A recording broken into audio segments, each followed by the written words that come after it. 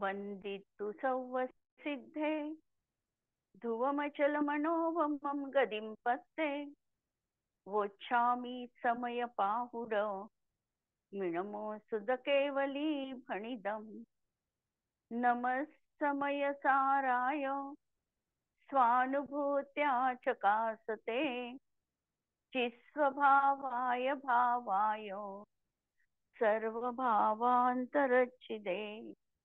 अंतिम शासनाय 1008 भगवान महावीर स्वामी की जय। द्वादशांग श्रुत देवी की जय। स्वाध्याय कक्ष संपेपर्यंत आपणा सर्वांना चतुर्विध आहाराचा त्याग असणार आहे। सर्वप्रथम कालचा आपण प्रश्न निलांगीचा घेतो आहे। प्रश्न निलांगीचा असा होता की आलाप पद्धतीमध्ये 6 सामान्य गुणधर्म आपले नेहमीचे द्रव्याचे सांगितले आहे, पण जीवाचे सामान्य गुणधर्म सांगताना त्याच्यामध्ये चेतनत्व, अचेतनत्व, मूर्तत्व आणि अमूर्तत्व असे 4 सामान्य गुण सांगितले। असे का सांगितले हा प्रश्न आहे आणि या प्रश्नाच्या अनुषंगाने उत्तर पहा। आचार्य देवसेन रचित ही आलाप पद्धती नावाची सूत्रबद्ध कृती आहे आणि या कृतीमध्ये त्यांनी थोड्या वेगळ्या दृष्टिकोनातून जीवाच्या गुणांचं स्वरूप त्या ठिकाणी सांगितलेलं आहे। त्यांनी नयविवक्षा देखील वेगळ्या पद्धतीने ठेवली। द्रव्य, गुण आणि पर्याय यांचं स्वरूप सांगताना देखील द्रव्याचं स्वरूप द्रव्य रूपात सांगितलं जातं, गुणरूपात सांगितलं जातं, पर्याय रूपात सांगितलं जातं। अशा तऱ्हेने त्याचे 9 भेद पण केलेले। ती थोडी आचार्यांची मार्मिक आणि सूक्ष्म दृष्टी आहे। या ठिकाणी चेतनत्व सामान्य गुणधर्म म्हटला हे तर आम्हाला पटतं, पण तो जीवाचा विशेष गुणधर्म आहे। विशेष गुणधर्म असला तरी जितके काही अनंत जीव आहे त्या अनंत जीवांच्या अपेक्षेने जेव्हा आम्ही विचार करतो तर एकेंद्रिय ही चेतन आहे, द्विनिंद्रिय ही चेतन आहे, मनुष्य ही चेतन आहे, देव ही चेतन आहे। या दृष्टीने चेतनत्व हा सामान्य गुण घेतला जीवाचा, की प्रत्येक जीवराशीमध्ये हा गुण अनुस्यूत आहे आणि म्हणून चेतनेला सामान्य गुण म्हटलं, जो आम्ही नेहमी जीवाचा विशेष गुण लावतो। पण या दृष्टीतून म्हणजे चेतनचा समानता घेतली आणि या दृष्टीतून चेतनेला सामान्य गुण म्हटलं। अचेतनत्व जेव्हा आम्ही बघतो, अचेतनाचा विचार करताना, तर अचेतनाचा विचार करताना एक जीव दुसऱ्या सदृश आहे, पण त्याचं जीवत्व भिन्न आहे, याचं जीवत्व भिन्न आहे। म्हणून या दृष्टीतून एका जीवराशीच्या दृष्टीतून दुसरा जीव देखील त्या ठिकाणी महत्वपूर्ण नसतो। महत्वपूर्ण स्वतःच जीवत्व आणि म्हणून त्या जीवाला देखील पर म्हणजे अचेतन या संबोधनाने संबोधल्या जातं। अचेतन आहे म्हणून त्याला अचेतन म्हटल्या जात नाही, परंतु त्याच्या एका जीवाच्या दृष्टीतून त्याचं जे महत्व आहे ते त्याच्यासाठी परिपूर्ण आहे, दुसऱ्या जीवाचं त्याच्यासाठी काहीही महत्व नाही। या दृष्टीतून त्याला अचेतनत्व म्हटलंय। सेम ही दृष्टी स्वरूप संबोधन या 25 श्लोकांच्या ग्रंथामध्ये आचार्य अकलंकाची राहिलेली आहे। त्यांनी सिद्ध जीवांना मुक्ता मुक्तेक असं शब्द ठेवून सिद्धांची वंदना केली। मग आम्हाला प्रश्न पडतो की जीवाला मुक्तही म्हटलं ना अमुक्तही म्हटलं, असं का म्हटलं? तर मुक्त म्हटलं ते त्यांनी 8 कर्मांना नाहीस केलं, 8 कर्मांपासून ते मुक्त झाले। पण 8 कर्मांपासून जसे ते मुक्त झाले आहे तसे त्यावेळेला ते 8 गुणांनी अमुक्त देखील आहे, म्हणजे संपन्न देखील आहे। आणि म्हणून मुक्ता मुक्तेक अशा सिद्ध परमेष्ठीला पहिल्याच मंगलाचरणाच्या श्लोकात त्यांनी संबोधन केलं। ही आचार्यांची अनेकांत दृष्टी राहिलेली आहे आणि म्हणून इथे चेतनत्व हा सामान्य गुणधर्म या दृष्टीतून घेतला आणि अचेतनत्व देखील किंवा पुद्गलाच्या दृष्टीतून बघितलं तर अचेतनत्व हा आम्हाला त्या ठिकाणी अशा तऱ्हेने विशेष म्हणजे सामान्य गुणधर्म म्हणता येतो कारण तो जीवामध्ये अचेतनपणा नाही या दृष्टीतून. त्याचप्रमाणे मूर्त स्वभाव आणि अमूर्त स्वभाव. अमूर्त हा आत्म्याचा स्वभाव आहे. अमूर्त हा स्वभाव असताना देखील म्हणजे हा जीवाचा सामान्य गुणधर्म आहे. सामान्य म्हणजे परत प्रत्येक जीवराशीमध्ये तो गुणधर्म आढळतोच. आणि स्वरूपाच्या दृष्टीतून पाहिलं तर जीव अमूर्तिक स्वभावी आहे. जसं तत्वार्थ सूत्रात त्यांनी सूत्र ठेवलं, नित्यावस्थितान्य रूपाणी. नित्य, अवस्थित आणि अरूपी आहे. किती द्रव्यांबाबत सांगत आहे? 6 द्रव्यांबद्दल सांगत आहे. नित्यावस्थितान्य रूपाणी.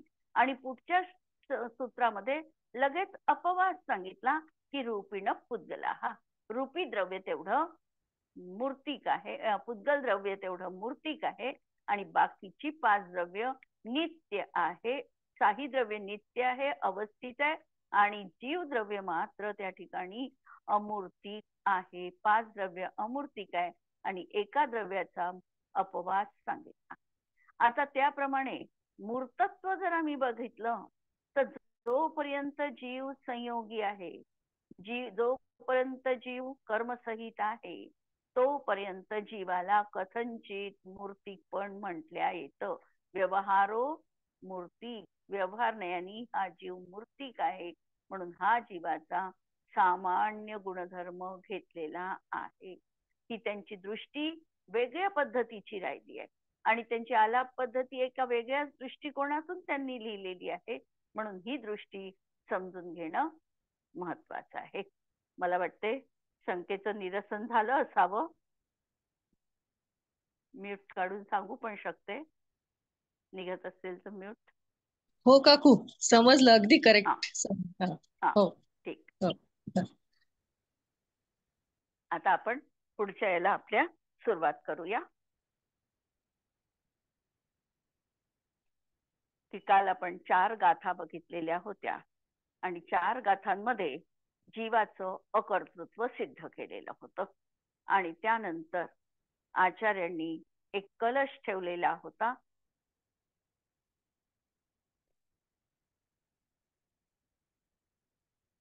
की अज्ञानी 197 नंबरचा कलश ठेवलेला होता की अज्ञानी हा कसा आहे, तर हा त्या ठिकाणी प्रकृतीच्या स्वभावामध्ये निरंतर लीन आहे.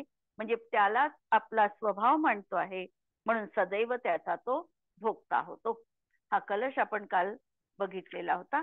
या कलशाचा विशेष अर्थ आता पहा की निश्चयाने हा जीव आपल्या स्वभावामध्ये स्थित परम विशुद्ध रूप आहे. कारण स्वभावाच्या दृष्टीने पाहिलं तर स्वभाव हा नेहमी त्रैकालिक आहे. स्वभावामध्ये कोणतीही उपाधी न जोडता निरुपाधी रूपानं अस्तित्व बघायचं आहे.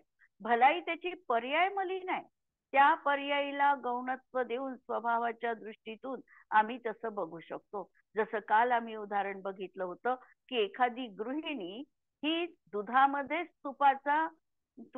तूप आहे असं त्या ठिकाणी जाणते. एखादा मूर्तिकार असेल तर तो पाषाणाचंच मूर्ती आहे हे लक्षात घेतो. एखादा चित्रकार असेल तर त्याला कोऱ्या कॅनव्हास मध्ये देखील चित्र त्या ठिकाणी दिसतं. त्याप्रमाणे या संसारी अवस्थेमध्ये म्हणजे अशुद्ध अवस्थेतच एखाद्या जीवाला शुद्धत्वाचा प्रतिभास होतो आणि असं हे शुद्धत्व, या शुद्धत्व रूपाने हा जीव परम विशुद्ध रूप आहे. याच्यामध्ये कर्म नाही, याच्यामध्ये शरीर नाही, याच्यामध्ये परद्रव्य नाही, परकर्तृत्व नाही, या सगळ्यांपासून हा पृथक आहे. म्हणून परद्रव्य आणि परद्रव्य निमित्तजन्य विकाराचा करता नाही. हा आपल्या प्रगट ज्ञान ज्योती रूपी सूर्यकिरणांनी समस्त संसार रूपी भवनाला प्रकाशित करतो. अर्थात त्याच्या ज्ञानामध्ये लोकाला जाणण्याचं सामर्थ्य आहे. म्हणजे एक समयवरती जीवाची जी शुद्ध पर्याय आहे तिचं सामर्थ्य किती आहे, तर त्रैलोक्यातील अनंत पदार्थ एवढंच नव्हे तर असंही म्हटलं जाऊ शकतं की असे जर अनंत आकाश मालिका असत्या तर त्या सगळ्यांना जाणण्याचं सामर्थ्य ज्ञान तत्वामध्ये आहे. असं हे लोकाला जाणण्याचं सामर्थ्य एक ज्ञानाच्या विशुद्ध पर्यायी मध्ये आहे. असा त्याचा स्वभाव असताना सुद्धा त्याला आपल्या स्वरूपाचा बोध मात्र नाही, कारण अज्ञान आहे, त्याला स्वरूपाची जाणीवच नाही, आणि म्हणून त्या आपल्या स्वरूपाविषयी तो अज्ञानी आहे. आणि म्हणून तो संसारामध्ये नाना प्रकारच्या कर्मबंधांनी बांधल्या जातो. हीच अज्ञानाची गहन महिमा आहे, की अज्ञानीला आपली चूक प्रदर्शितच होत नाही. चूक कोणी दाखवली तर ती पटत नाही, चूक दुरुस्त करण्याचा तर प्रश्नच नाही आहे. त्याचे जवळ अनगिनत अपूर्व अक्षय अशी आत्मसंपत्ती आहे, आणि तरीही हा दरिद्री बनून दारोदार दीन म्हणून फिरतो आहे. यावर बनारसजी दासजी लिहितात, निहचे निहारत स्वभाव याही आत्मको. निहचे म्हणजे निश्चयानी आत्म्याचा स्वभाव अशा तऱ्हेचा शुद्ध रूप आहे. आत्मिक धर्म परम परकासना. आत्म्याचा जो धर्म आहे हा स्वपर प्रकाशक असा आत्म्याचा धर्म आहे. अतीत अनागत वर्तमान काल जाको केवल स्वरूप गुण लोकालोक भासता. अतीत, अनागत आणि वर्तमान तिन्ही काळातल्या पर्यायी केवल ज्ञान स्वरूपामध्ये लोकालोकाला युगपत जाणण्याचं त्याचं ज्ञानाचं सामर्थ्य आहे. सोयी जीव संसार अवस्था माही कर्म को. तो असा संसार अवस्थेत कर्म करताना दिसतो. करता सो दिखे लिये भरम उपासना. तो करता दिसतो आहे आणि आपल्या स्वरूपाची उपासना करत नाही. यह महामोह का पसार. हा काय आहे? हा महामोहाचा पसारा आहे. यह मिथ्याचार, यह भवविकार, यह व्यवहार वासना. हीच अशी प्रकारची भवाचा विकार आहे, म्हणजे चतुर्गतीमध्ये भ्रमण करविणारा आहे, आणि ही सगळी व्यवहाराची वासना या ठिकाणी आहे. म्हणून आत्म्याची त्रिकालवर्ती सहज परमशुद्ध अवस्थेला न मानून हा जीव अन्यथा जीवाला मानतो. हाच त्याचा आत्मघात आहे, आत्मवंचना आहे, भावहिंसा आहे, आणि यानी जीवाला बंध आहे. आम्ही भावहिंसा, दुसऱ्यांना मारण्याचा भाव अंतरंगात येणं, याला आम्ही भावहिंसा म्हणतो. पण भावहिंसा म्हणजे स्वतःच्या अंतरंगामध्ये रागद्वेषाची उत्पत्ती होणे.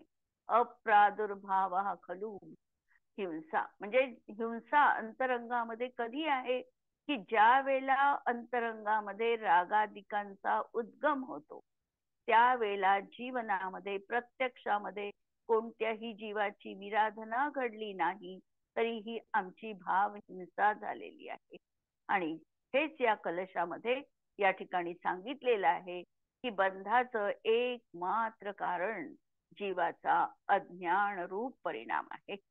अशा तऱ्हेने ज्या पहिल्या आपण 4 गाथा बघितल्या त्याच्यामध्ये जीवाचं अकर्तृत्व सिद्ध केलं. मग प्रश्न, हा जीव रागाचा करता कसा होतो? म्हणून या ठिकाणी अज्ञानाचा महिमा 2 गाथांमध्ये आचार्य कुंद भगवान सांगणार आहे.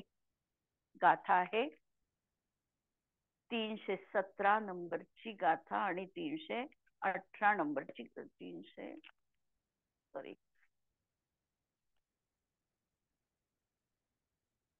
312 आणि 13 नंबरची गाथा आहे. चेदा उपयडी अठ्ठम उपज्यती विनस्सदी पयडी विचेद यठ्ठम उपज्यती विनस्सदी एवं बंधो यदोन्नवी अन्नोन्नपज्जया हवे अपन्नोपयडी एय संसारो तेन जायते. चेदा उपयडी अठ्ठम. चेतन रूप आत्मा जो ज्ञानावर्णादी कर्माच्या निमित्ताने उत्पन्न होतो आणि नाश पावतो. हा ज्ञानावर्णादी कर्माच्या निमित्ताने उत्पन्न होतो, म्हणजे याला असं वाटतं की हा आत्म्याचा स्वभाव आहे, कर्मरूपानेच हा उत्पन्न झालेला आहे, आणि कर्मरूपानीच याचा नाश होतो आहे. आणि प्रकृती देखील त्या चेतनामय आत्म्याच्या निमित्ताने उत्पन्न होते आणि नाश पावते. याप्रमाणे दोहोंचाही आत्मा आणि प्रकृती, प्रकृती म्हणजे कर्म, परस्पर निमित्ताने बंध होतो आणि या बंधाने संसार उत्पन्न होतो. संसार बंधनाची प्रक्रिया या ठिकाणी सांगितलेली आहे की वास्तविकतः आत्मा आणि कर्म यांच्यामध्ये कुठल्याही तऱ्हेचा कर्ता कर्म संबंध नाही. पण अज्ञानाची अशी काही विलक्षण महिमा आहे की हा जो दोन मध्ये निमित्त नैमित्तिक रूपाचा संबंध दिसतो आहे की जीवाच्या निमित्ताने कर्मबंध आहे आणि कर्माच्या उदयाच्या निमित्ताने जीव विकारी होतो आहे, असा जो याच्यामध्ये निमित्त नैमित्तिक संबंध दिसतो, या निमित्त नैमित्तिक संबंधालाच हा जीव कर्ता कर्म संबंध मानतो. आणि कर्ता कर्म संबंध मानल्यामुळे हा परत तशा प्रकारची परिणती करतो, नैमित्तिक भावाने उत्पन्न होतो आणि म्हणूनच याच्या जीवनामध्ये परत संसार चक्र अव्याहत रूपाने सुरू आहे. जर हा कर्ता कर्म संबंध मानणार नाही, हे कर्म माझं आहे हे मानणार नाही किंवा त्याच्यामुळे माझ्यात राग आला हे जर तो मानणार नाही आणि केवळ निमित्त मात्र तो स्वीकारेल, तर त्यांनी वस्तू स्वभाव स्वीकारलेला आहे आणि तो कर्मबंधनातून सुटू पण शकणार आहे.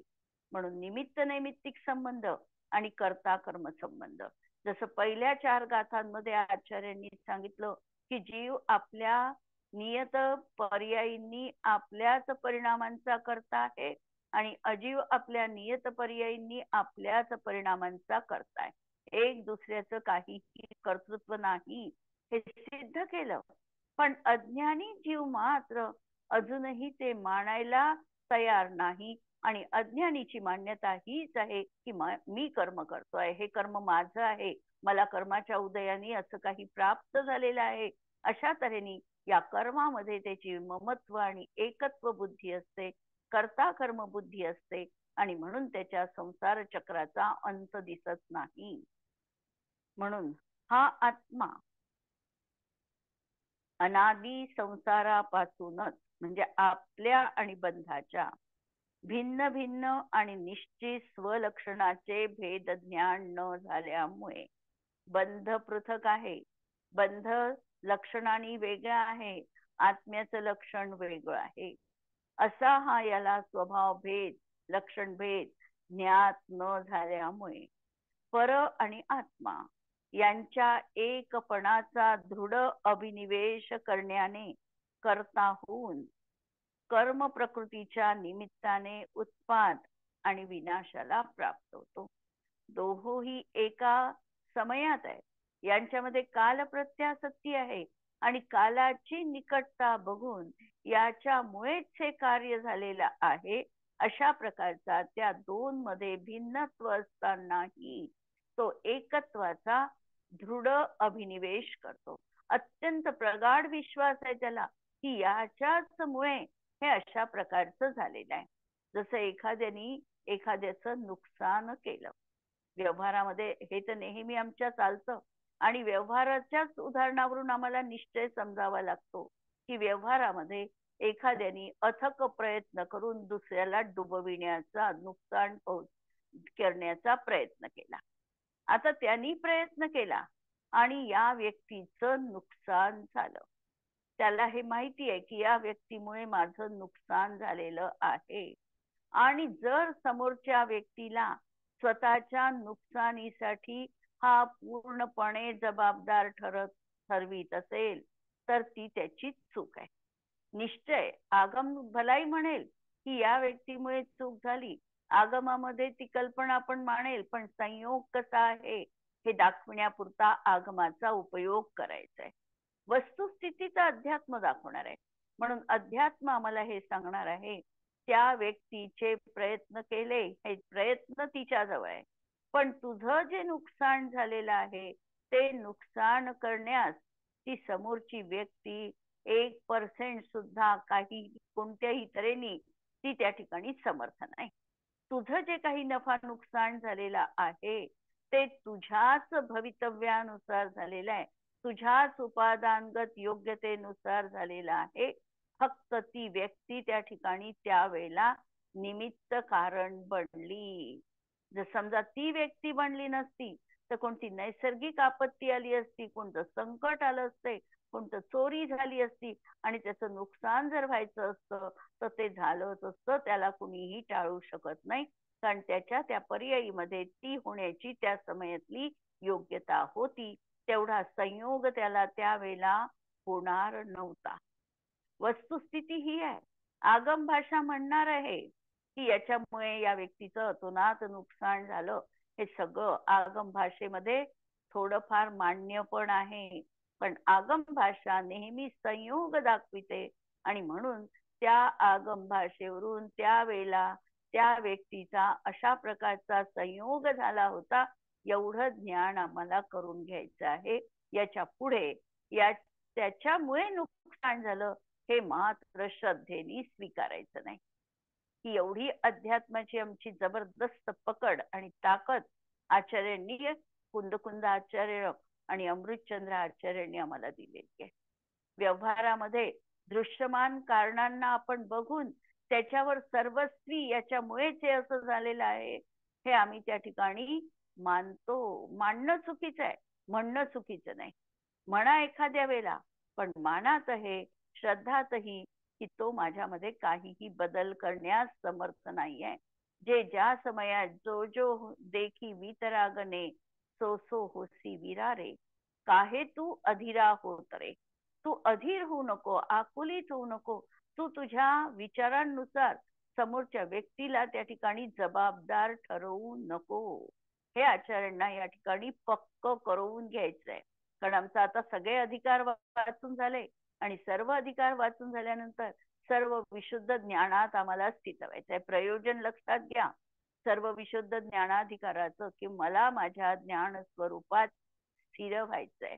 आणि ज्ञान स्वरूपात जर मला स्थिर व्हायचंय, माझ्या अंतर्दृष्टीने मला आत्मावलोकन करायचंय, मला आत्मानुभूतीसाठी सर्व प्रयत्न करायचे आहे, तर या आत्मानुभूतीच्या क्षेत्रामध्ये कोणत्याही परवस्तूला जागा नाही. जसं पांडवांना कौरवांनी म्हटलेलं होतं की सुईच्या अग्रावर मावणारी जमीन पण आम्ही तुम्हाला देणार नाही. ते सूत्र आम्हाला इथे लावायचं आहे की सुईच्या अग्रावर बसणारे एवढं देखील पराचं कर्तृत्व आमच्यामध्ये नाही. ही गोष्ट मनात पक्की अध्यात्मात ठसवायची आहे. म्हणून या ठिकाणी सांगितलं की हा दृढ अभिनिवेश आमच्या जीवनात होतो आणि हा कर्ता बनून कर्म प्रकृतीच्या निमित्ताने माझा उत्पाद झाला. माझा उत्पाद का झाला तर म्हणतो शरीराच्या उत्पत्तीने आत्मेची उत्पत्ती मांडतो. तन नशता आपके नाशमान, तन उपजत अपनी उपजजान, तन नशता आपको नाशमान. किंवा दुसरी मान्यता याची विपरीत असते की मेरोधन गृह गोधन प्रभाव. सगळी पराविषयीची ही अशी एकत्वाची नीरगाठ याच्या जीवनात आहे की त्या ठिकाणी वास्तविकतः कर्ता कर्मपणाचा संबंध नसूनही हा मानतो आहे. आणि म्हणून या दृढ अभिनिवेश करण्याने कर्ता होऊन कर्म प्रकृतीच्या निमित्ताने उत्पाद आणि विनाशाला प्राप्त होतो. प्रकृती देखील आत्म्याच्या निमित्ताने उत्पाद आणि विनाशाला प्राप्त होते. आणि कर्म प्रकृती देखील कसं आहे, जीवाची मान्यता तशी आहे. मग जीवानी रागद्वेष केला, कर्माण वर्गणात त्या समयात कर्मरूप परिणमली त्याचा कर्ता कोण? कर्माण वर्गणा कर्मरूप परिणमली. परत निश्चय आणि व्यवहार आणि भलाई आम्ही म्हणू की ह्यानी कर्म केलं, ह्याचं कर्म आहे, पण निश्चय तर हे म्हणणार आहे की त्या कर्माचा कर्ता आत्मा नाही, कर्माण वर्गणा त्या कर्माचा कर्ता आहे. आणि म्हणून असा हा दोन मध्ये एकत्व मानून त्याच्या उत्पत्तीने स्वतःची उत्पत्ती आणि नाशाने त्या नाश मानतो. म्हणजे आत्म्याच्या परिणामानुकूल परिणमते. याप्रमाणे आत्मा आणि प्रकृती या दोहोंमध्ये कर्ता कर्मभावाचा अभाव असताना समयसार मध्ये आम्ही कर्ता कर्म अधिकार अति विस्तृत रूपाचा बघितला आणि कर्ता कर्मपणा कुठे मानायचा याचं निश्चित कारण त्यांनी सांगितलं. ज्या ठिकाणी व्याप्य व्यापक संबंध आहे त्याच ठिकाणी कर्ता कर्म संबंध मानायचा. व्यापक काय तर ते द्रव्य, जसं काल उत्पाद्य उत्पादक भाव बघितला.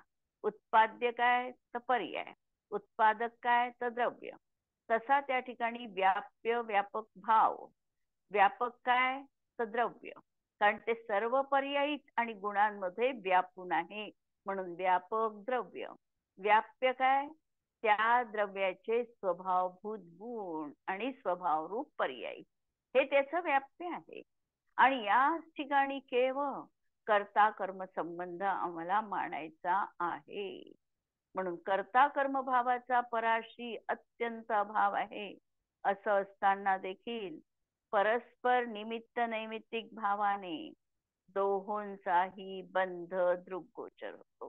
पण निमित्त नैमित्तिक भावाने जीवाचा आणि कर्माचा अन्योन्य अनुप्रवेश रूपाचा परस्पर अवगाह रूपाचा बंध आहे, उभय बंध. असं त्या ठिकाणी हा व्यवहाराच्या कथनाला यथार्थ मानून बसतो. व्यवहाराचं कथन व्यवहारापर्यंत सीमित न ठेवता ते परमार्थ रूप कथन आहे हे तो मानतो. आणि या बंधामुळे संसार होतो आणि म्हणूनच त्या दोहोंमध्ये आत्मा आणि कर्म प्रकृतीमध्ये कर्ता कर्माचा व्यवहार होतो. आत्मा आणि प्रकृती यामध्ये परमार्थाने निश्चयनयाने कर्ता कर्मपणाचा अभाव आहे. तथापि परस्पर निमित्त नैमित्तिक भाव रूपानी बंध आहे. बंधाचे 3 प्रकार सांगितले: भावबंध, द्रव्यबंध आणि उभयबंध. उभयबंधनामध्ये जीवाच्या ज्या परिणामांच्या निमित्ताने कर्मांवर्गणा आणि जीव यांचा अन्योन्य अनुप्रवेश किंवा परस्पर अवगाह होतो त्याला उभयबंध म्हटलं. आणि भावबंध एकटा कशाला म्हटलं तर भावबंधामध्ये दुसऱ्याची अपेक्षा न लावता जीवद्रव्यांनी आपला स्वभाव सोडला आहे. जीवाचा जो स्वभाव ज्ञाता द्रष्टा तो न राहता तो रागद्वेष रूप परिणत झाला. हा झाला जीवानी आपला स्वभाव सोडला. म्हणजे याला म्हणायचं जीवाची स्वभावच्युती. आणि पुद्गलाचाही काय आहे, वास्तविकतः निखळ कर्मांवर्गणा रूप राहणं, परमाणु रूप राहणं हा त्याचा स्वभाव आहे. पण तो स्वभाव देखील त्यांनी सोडला आणि तो कर्मरूप परिणत झाला. अशा तऱ्हेने हा निमित्त नैमित्तिकपणाने बंध आहे. आणि म्हणून त्या ठिकाणी कर्ता कर्मरूपाचा व्यवहार पण सांगितलेला आहे.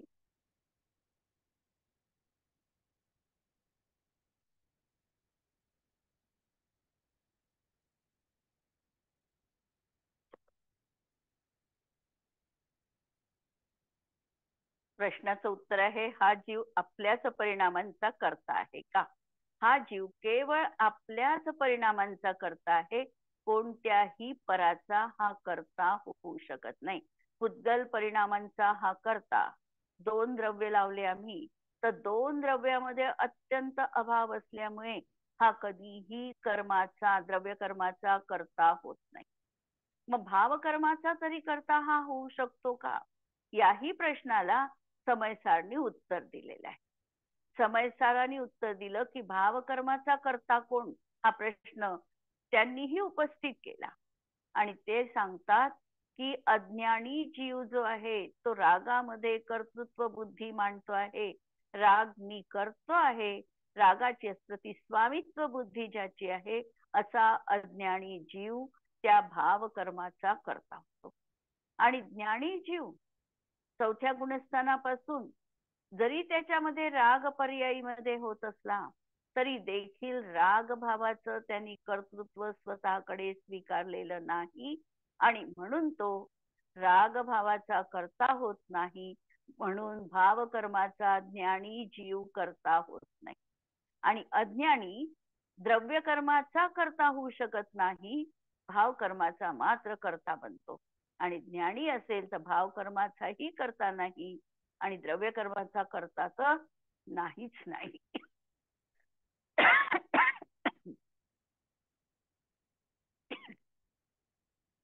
या गाथेंमध्ये, 2 गाथांमध्ये आचार्य जयसेनांनी तात्पर्य वृत्ती टीकेमध्ये विशेष उल्लेख केलेला आहे की स्वस्थ भावापासून च्युत होऊन स्वस्थ स्वस्मिन तिष्ठती इति स्वस्थ.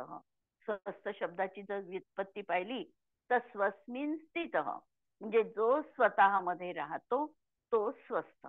आता स्वतः आम्ही स्वास्थ्य स्वास्थ्य हे शब्द वापरतो. आम्ही स्वास्थ्य म्हणजे आम्ही शरीराचं स्वास्थ्य समजतो. मी स्वस्थ आहे का म्हटलं तर आमचं लक्ष शरीराकडे जातं. आचार्यांना अध्यात्मामध्ये स्वस्थ शब्द सांगितत असताना जो आपल्या ज्ञान परिणामात राहतो तो स्वस्थ, आणि जो रागद्वेष रूप परिणामामध्ये राहतो तो स्वस्थ नाही, अस्वस्थ हा भाव आहे. म्हणून स्वस्थ भावापासून च्युत होऊन आत्मा कर्मोदयाला निमित्त करून विभाव रूपाने परिणमतो. ते स्वस्थ भावापासून च्युत होण्याला या ठिकाणी हायलाइट करत आहे की स्वतःच्या स्वभावापासून जो च्युत झालेला आहे ते भाव या ठिकाणी बघा. अर्थात जो स्वभावापासून च्युत होतो आणि आपल्याच अपराधाने विकार रूप परिणमतो आणि कर्मबंध करतो. कोणत्या परपदार्थाच्या कारणाने नाही, कोणत्याही परपदार्थाच्या कारणाने हा कर्मरूप परिणमत नाही, तर कशाने? याचे स्वतःचे विकार. हा स्वयंविकारी बनला आणि स्वयंविकारी बनला म्हणून विकार रूप परिणमला आणि त्यांनी त्याला बंध होतो आहे. परामुळे याला बंध नाही. स्वभावाची रुची आणि स्वभावाकडे लक्ष नसल्याने अज्ञानी कर्मोदयाकडे झुकून विकारी होतो आणि विकारांचा कर्ता बनतो. कर्मोदयाचा उदय केवळ निमित्त मात्र आहे. कर्म प्रकृती जीवात विकार उत्पन्न करवीत नाही.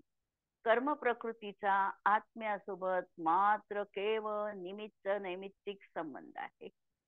जीवाचे विकारी परिणाम करता आणि जड कर्माचा बंध कर्म असा कर्ता कर्म संबंध त्रिकाली द्रव्यात नाही.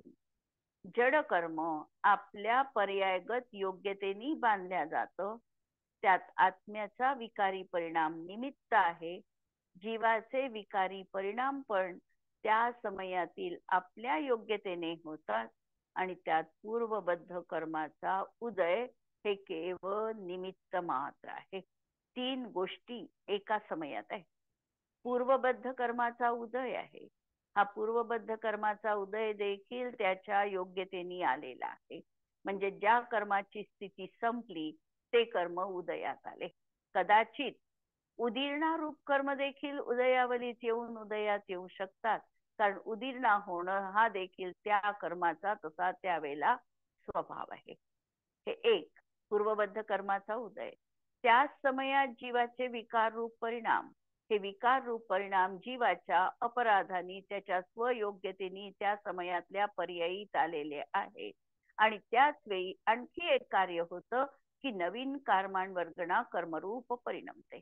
ही नवीन कर्मांवर्गणा जिच्यामध्ये त्या समयात कर्मरूप परिणमण्याची योग्यता आहे, अशीच विश्रसोपचय रूप असलेली कर्मांवर्गणा त्या समयात कर्मरूप परिणमते. म्हणजे 3 गोष्टी एका समयात घडतात, पण तिन्हींची स्वतंत्रता मला अभ्यासता येते. प्रत्येकाचं उपादान कारण वेगळं आहे.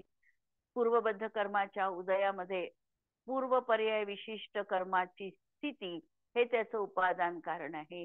नवीन कर्मवर्गणा कर्मरूप होताना त्या समयामध्ये जे काही त्याची उपादानगत योग्यता आहे त्या उपादानगत योग्यतेने ती कर्मरूप झालेली आहे. अशी ही 3ही परिस्थितीमध्ये प्रत्येकाची वेगवेगळेपणा आणि स्वतंत्रता जाणायचं आहे. आणि म्हणून या गाथांचा प्रयोग करत असताना लक्षात घ्यायचंय की हा जीव अनादी काळापासून भेदविज्ञान यांनी केलं नाही. भेदविज्ञानाची ही चरम सीमा आचार्य दाखवत आहे की इथे तरी तू आता लक्ष घाल, इथे भेदविज्ञान कर, ही संधी आहे तुझ्या जीवनात आणि ती संधी तिथे अशी दोन एक झालेली आहे. इथे भेदविज्ञान कर, पण त्याचा अभाव याच्या जीवनात आहे आणि म्हणून कर्मबंधन आहे. हे त्रिकाली अबाधित सत्य जाणून आत्मस्वभाव आणि कर्मस्वभाव याला लक्षणाने भिन्न जाणून त्यांचा यथार्थ परिचय पहिल्यांदा करून घ्या. पहिल्यांदा तर ज्ञान करून घ्या. ज्ञान झालं की परिचय होईल आणि परिचय झाला की तोच परिचय अनुभूतीमध्ये उतरणार आहे. अशा तऱ्हेने या आमच्या आत्मपरीक्षणासाठी दिलेल्या अत्यंत महत्वाच्या गाथा या ठिकाणी आपण पाहिल्या. उद्याला शांतीसागर महाराजांची पुण्यतिथी असल्यामुळे आपला हा क्लास उद्याला होणार नाही, नंतर शुक्रवार आणि शनिवारला होईल आणि नंतर भाद्रपदात पण होणार नाही. जिनवाणी के ज्ञान ते सूझे लोकालो, सो जिनवाणी मस्तक नमो सदा देत हूँ घो. नमो अरिहंताणम नमो सिद्धाणम नमो आयर्याणम नमो वज्रायाणम नमो लोये सवसाहुणम. सर्वांना जय जिनेंद्र.